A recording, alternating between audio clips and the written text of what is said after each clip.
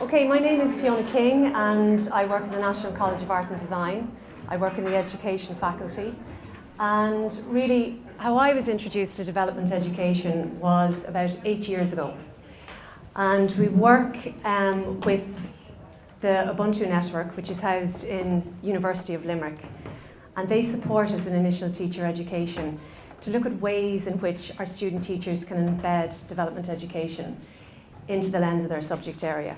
So I deliver a development education intervention in NCAD, and I also deliver a development education intervention in TCD. So what we're going to discuss today really is, I suppose, our way in and how we explore development education through imagery, and in particular, how we mind map and visually mind map. And this is a specific methodology that we use a huge amount in the National College of Art and Design, but it's very much also a generic methodology that can be used across subject disciplines. So I think also today what you're doing very much is you're probably reflecting on your practice as educators, and you're looking at what are the possibilities, how are you? What are the possibilities of development education and how can I push it through my subject area? And I think what's very important is that you push it through in a very considered way and a very meaningful way. And one of the things that we did in the National College of Art and Design, and I think the first point of entry, was to look at why are we going to do this? And I think this is what you will probably be reflecting on today. Like, how will it be meaningful within our subject area and how does it enhance and enrich our subject area? So some of the ideas that we came up with, and some of them are specific to art education, but also some of them are very specific also to any subject area. And the first thing was that we are authors of our own curriculum in terms of the art, craft and design syllabus. We're dealing with a very reductive syllabus, and it's very much exam driven. It's also very much outcome based, and it's not very process led. So this was an interesting way to introduce diverse themes, and themes that the students could maybe connect with from their own personal experience. Also, it was a way in for us to look at imagery and to look at contemporary art practice. And contemporary art practice also in particular, there's not much reference to it within our syllabus. So they could look at socially engaged art practice, they could look at how they can unpack art in the 21st century, look beyond the traditional methods of art, and look at also how art has a voice and how you can visually express yourself, and also look at a range of different ways and mediums that you can use. Also in terms of, I suppose, everybody's subject area here, it's connecting with the relevance of today's learners. And the fact that, again, they can have a voice, they can link in with what's happening within their community, they can also collaborate with their peers, and they can kind of take ownership of the educational process and know that education can extend beyond the classroom walls. So what they say have meaning, and also then the transformative effect of an educational process. And I think this is very important, that they look at their values and they look at their attitudes. And they also work collectively. And I suppose they look at, others' opinions, others' ideas. And I think this was really the range of reasons why we decided, yes, this is a good idea to embed this within the art, craft and design curriculum. And then the other thing was, I suppose, the idea of how are we going to do this? And I think it was probably right there in front of us that obviously we should do it through imagery. But as a starting point, we did find it quite challenging, even understanding what development education was, understanding the context of development. We didn't know if we were developing ourselves, if we were developing our students, and to unpack what underpins that, the human rights issues, the social justice issues, and the environmental concerns. So one of the Eureka moments that we had is we saw Mark Edwards' work, and he's a person that you really can all reference, particularly geography teachers. And his work, he creates this amazing visual narrative about climate change and climate instability. And he charts the course of how climate change has impacted on human development. And I suppose the extremes of this. And also he looks at famine, he looks at conflict, and he by trade is a photojournalist. He also works with Salgado, who would be another very famous photojournalist. But what's interesting about this as well is he presents a visual narrative that links in with Bob Dylan's lyrics. So he actually uses the lyrics of the Hard Rain song, which was all about the Cuban Missile Crisis. But for this piece of work, he tells a different narrative and he tells a different story. And it's that of sustainability, it's that of our actions, and also it's about, I suppose, the intervention of man and how he can destroy communities and how he can destroy the environment by his actions. So it's just a beautiful way. Now it's quite harrowing and they're quite haunting, some of the image, but it engages an audience, to start speaking about these issues, to kind of, unpack the dialogue. And also what's interesting about his work is that he presents it in very different contexts, so that you could be walking along a street and it's there presented. He also presented in the Botanic Gardens, I think it was a couple of years ago. He's presented in Times Square. So I suppose it engages the public audience to look at issues and to look at them through a visual medium. Okay? So then the other thing that we look at as well is we go back and look at traditional, sorry, I've just pressed on there, I'll go back. We look at traditional modes of representation, and we go back to painting. Now this very much links in again with the art, craft and design syllabus. And this particular image, which is of Guernica, you may be familiar with it, it's Picasso's image, and here it really documents conflict and demonstrates the extremes of conflict, looks at how it impacts on a community. And again, I think, it's this thing of engaging an audience, looking at the composition, looking how the images unfold, and sometimes a painting, in fact, can have more of a presence than an actual image taken from a photograph. And what also is interesting about this particular image is that when Colin Powell addressed the UN Security Council about his impending invasion in Iraq, and when they were going to find and root out Saddam Hussein, and also they were going to find the supposed weapons of destruction, is that when he gave this address, this actual image happened to be behind him in the UN Security Council building in New York. And what they did is actually cover it, because it was such an extreme image, because he was there presenting what he was going to do, the fact that he was going to invade a country, trying to put a positive spin on it, and then obviously behind him was this image of the actual atrocities of war and the extremes of war and the impact of that on civilians. So it was covered. So it's an interesting story to show, I suppose, the power of the image and how it can affect a community. So in terms, again, I suppose, of linking in with your curriculum and linking in with your syllabus, and one thing we're all being asked to do across subject disciplines is to look at literacy and to look at numeracy.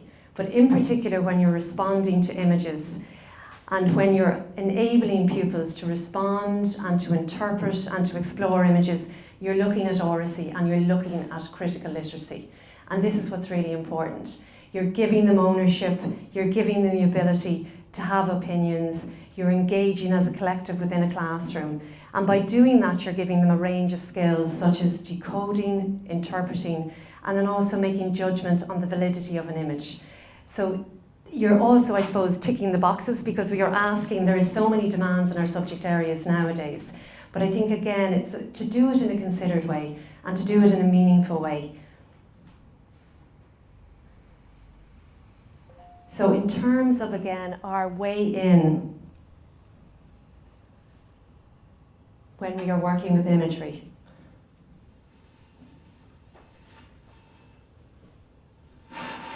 and this is, again, what we do and how we approach it in the National College of Art and Design. One of the first questions that we started to ask was, what do you value?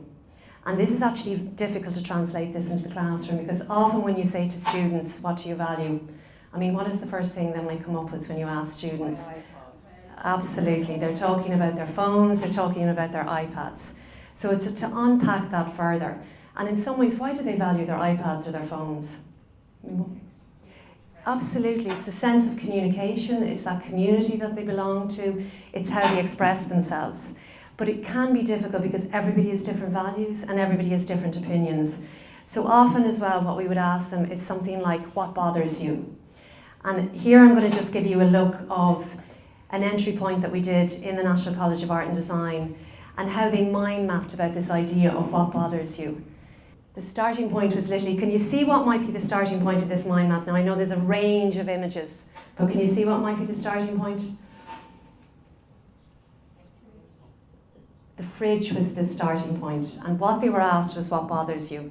And literally what they were looking at, because again, you're probably, looking at how you start them off and very much engaging with the local as opposed to engaging with the global, because it can be difficult for them to understand the context of what's happening in Africa.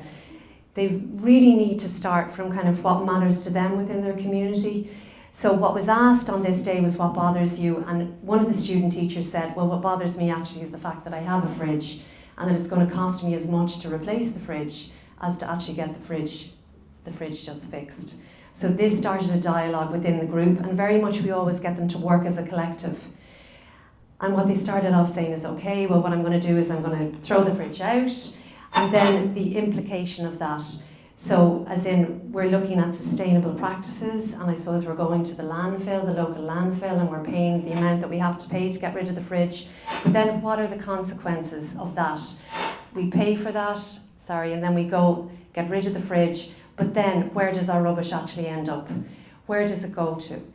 Okay, and you follow that path, follow that timeline, follow the kind of sustainability issues of that, that it gets obviously pushed off to maybe places in China, places in India, then what exists on those landfills, the communities that exist on those landfills.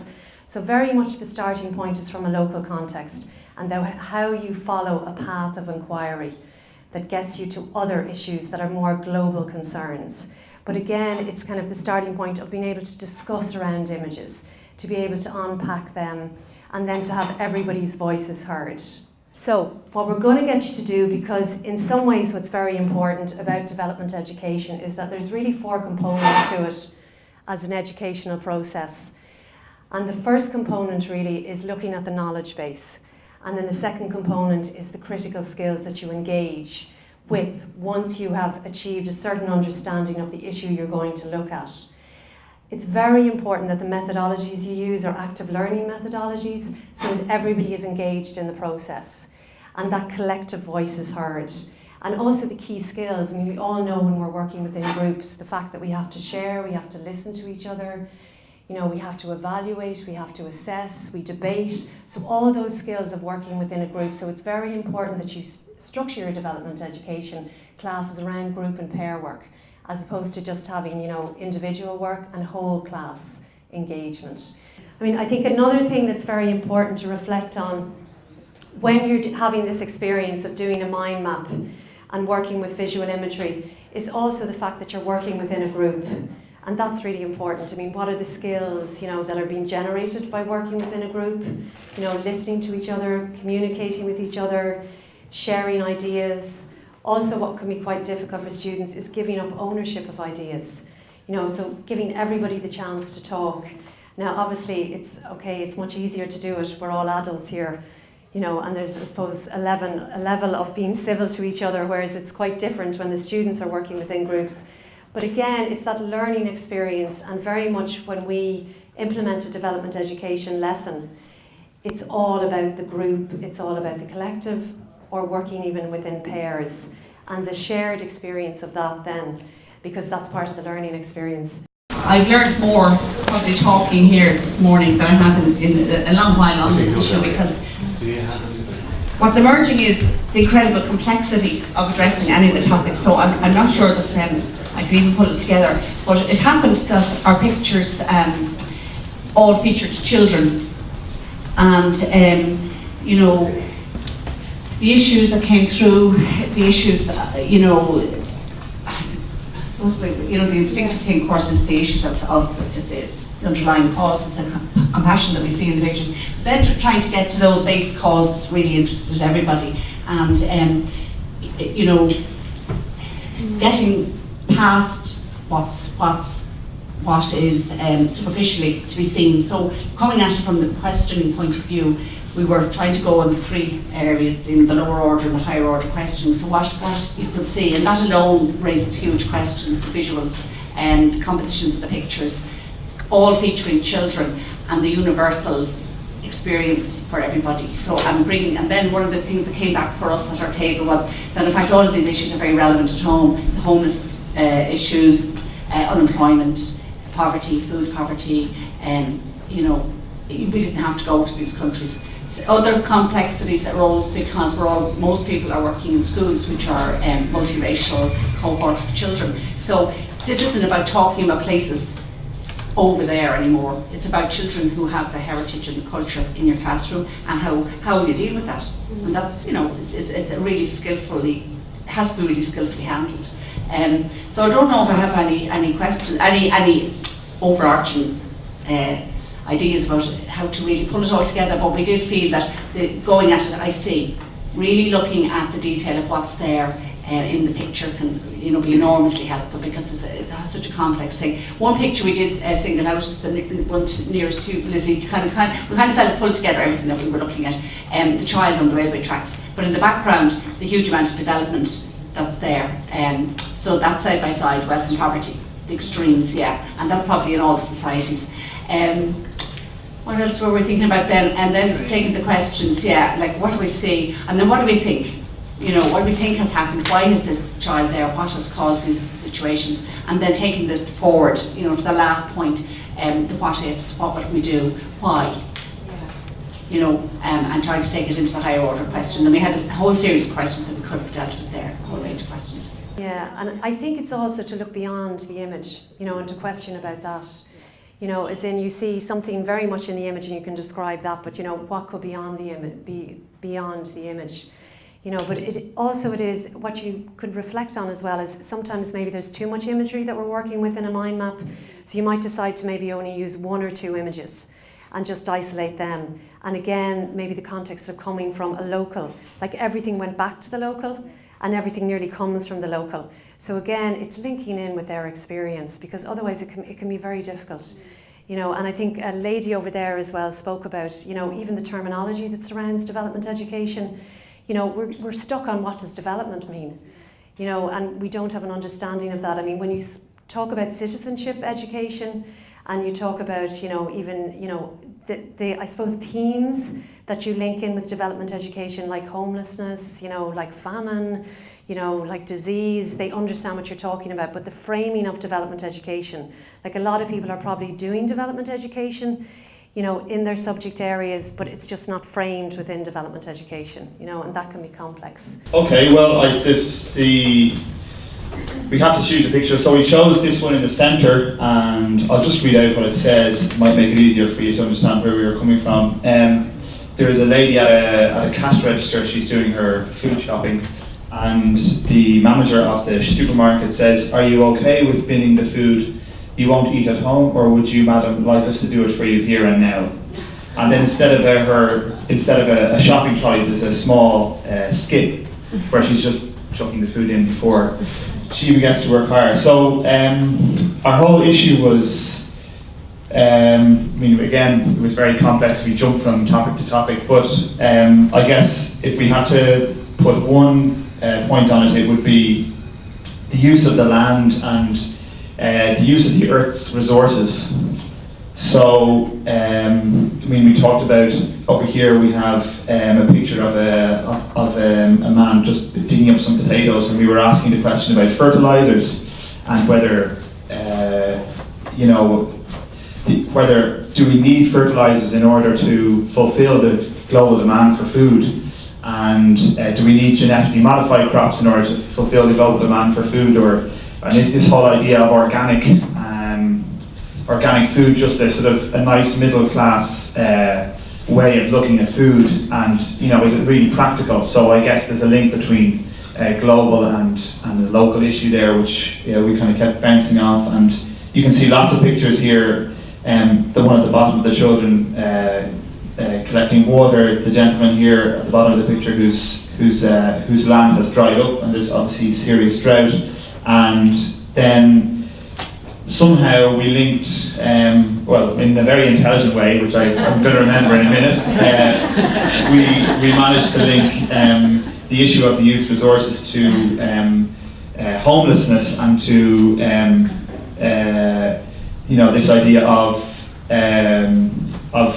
housing and the expansion of housing to make it more economically friendly. That's how we do it, actually, through being economically friendly. So there's a picture at the top there of some slum huts in Mumbai in India, and it's actually a headline from a paper underneath. The caption reads, "Forget eco homes and look to the Mumbai slums, Kevin MacLeod urges British government." So that this idea of trying to build a more economically friendly house it's not really the way to go, because it would be better if we dealt with the issue of homelessness first before, trying to become a very smart, eco-friendly globe rather than solving some of the more local problems. And there's another picture of homelessness here, which we managed to link in through that issue. So it was a really fascinating discussion. We hit so many different topics. It was great. Like anybody else, we had really different photographs submitted. Kind of some very artistic and others very topical. Conflict dominated. That's a photo from Palestine. That's a photograph from the Great Depression in America. And so we had to find our overarching theme. So this was the one we ended up focusing on. It's very artistic, and it's the idea of sort of access through doors and access through steps, and the fact that the steps take up nearly 50% of the photo, and actually, from a disability point of view, are a block to access. So that became our sort of overriding theme, this idea of inequality. Just looking at that then, working up through our thought process, one of these children is a little girl and one of these children is a little boy, and it's impossible to tell which is which, but they will have a very different path in life based on their gender. We looked at recession and how I suppose inequality becomes more pointed in a recession, and that allowed us to kind of think, I suppose, about local issues, and this is a very Dublin-like image as well, so we kind of keep it local as well. And then this is Afghanistan, and this is Palestine, this is the Soweto uprising, so we conflict and I suppose inequality sort of came together there. Our questions were similar, unpacking the image was the key point, and dealing with the lower order questions very, very simply, describe what you see. If they start talking about doors and steps and woman and children and man holding his child, that they can understand just exactly what they're looking at first of all. And then we moved quite quickly then, and I think that's the nature of this topic, into higher order questions. So the next question was, well, what dominates each image? So the steps very clearly dominate this image. The woman's face and that wonderful expression dominates that image. The man holding his dead son dominates that image, and the light is all on him. And darkness dominates this image. This is a drug addict in Afghanistan. It's a huge issue in Afghanistan. I didn't really know until we had this discussion. Moving on from that then, we had a range of possible questions. Would they see contrast with what contrast in the images? Who's behind the lens? That was one that we were sort of helped with a little bit. What's going on? Because you can almost see the photographer in this 1920s, 30s image. You can nearly see the photographer behind the hood taking the photo. And you can almost see somebody, in a wheelchair looking up in this image as well. The perspective is very interesting. Who was behind the image, and then finally who was responsible? And that was the kind of question that really was fairly open-ended, but it would be nice if they started thinking that way towards the end of the whole thought process. So that was us.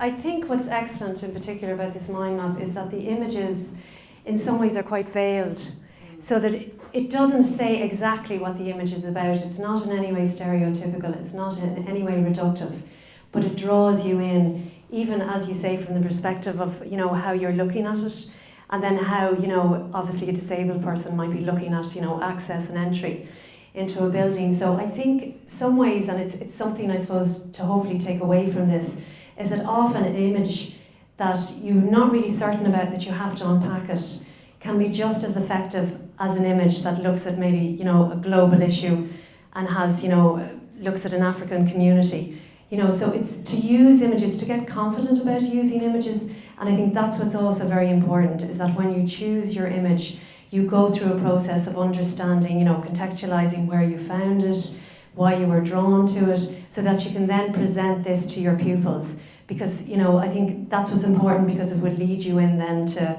being able to create a bank of questions around the image and feel confident, you know, when you're talking about it. So listen, I just want to say thank you very much, because I think everybody learned very much from yourselves today. There's a real community of practice here. And I also think what's important is that to look at how you can embed it within your subject area. That development education, you know, human rights, social justice issues, whatever you choose to do, environmental concerns, it's not just one standalone lesson. Look at your syllabus area and see the possibilities within your syllabus area in senior or junior cycle, and then how you can embed an issue that you are interested in, and can even maybe link in with the exam as well. Okay, so listen, thank you very much anyway for today.